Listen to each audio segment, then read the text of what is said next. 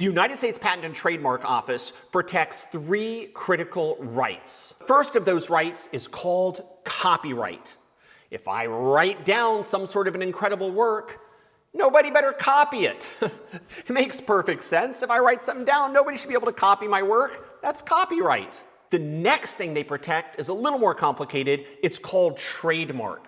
Let's say I make up some sort of a sugary drink and start selling it. Well, I better not call it Coca-Cola, because if I do, I'm stealing the trademark or the reputation of the Coca-Cola Corporation. Those guys have spent over a century and billions of dollars advertising, protecting, supporting their reputation. I better not just come out of nowhere and pretend that that's my work.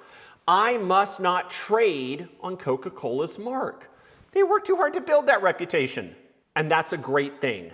Trademark, just like copyright, is a wonderful thing to have. One protects your work, one protects your reputation. And the third thing the United States Patent and Trademark protects is patents. So here's what a patent is. A patent is a thing where I write down a vague idea and then I mail that idea to the government. And now that I've mailed that idea to the government, I own that idea and I can sue anyone that does whatever I mail to the government.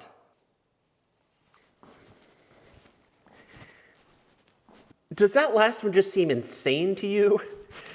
Out of the 3 things I just described, is one of them most obviously just going to go off the rails?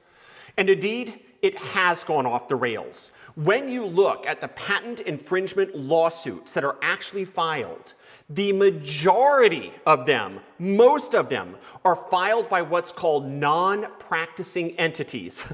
That's the polite way of saying a company that does not practice. They don't create any goods or services. These are companies that only produce one thing: lawsuits. They write down vague ideas, send those ideas to the government. Now they say, we've got a patent on this idea. And then they go sue everyone that does the thing that their patent vaguely describes.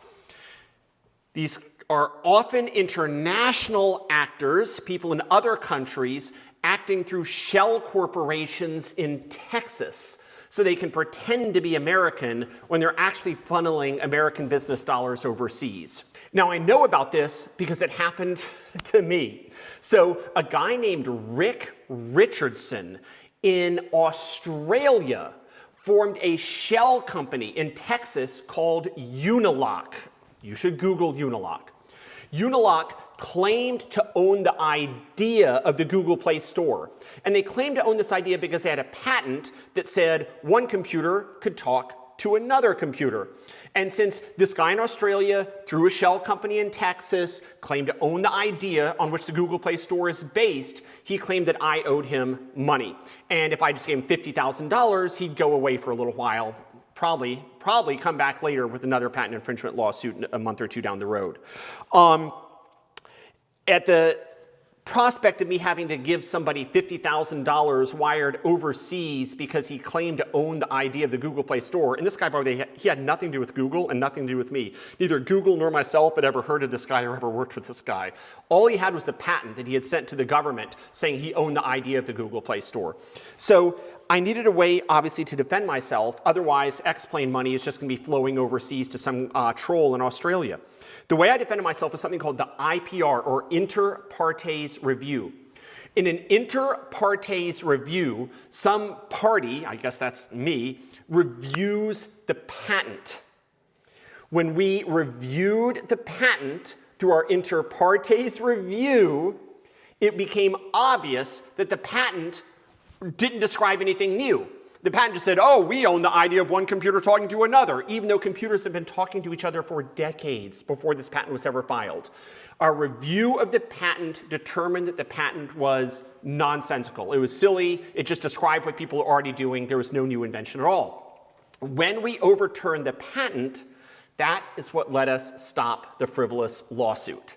And so instead of sending $50,000 overseas through a shell corporation, I was able to cancel the patent, and I made a documentary movie called The Patent Scam explaining the whole thing.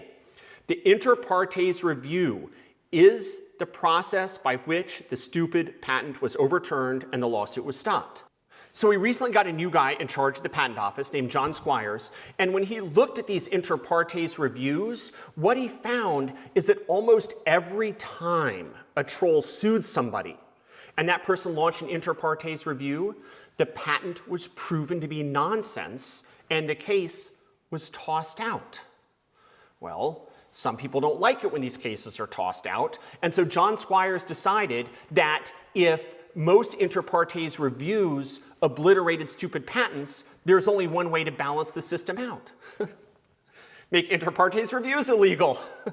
John Squires is about to make it illegal to file an inter partes review if you are sued by a patent troll. It's like, I can't even make this up. When the inter partes reviews kept showing how stupid patents were, the patent office decided the logical reaction to that was to not do any more of inter partes review. So December 7 is going to be the closing of the comment period, the time we have to tell the patent office what we think about that.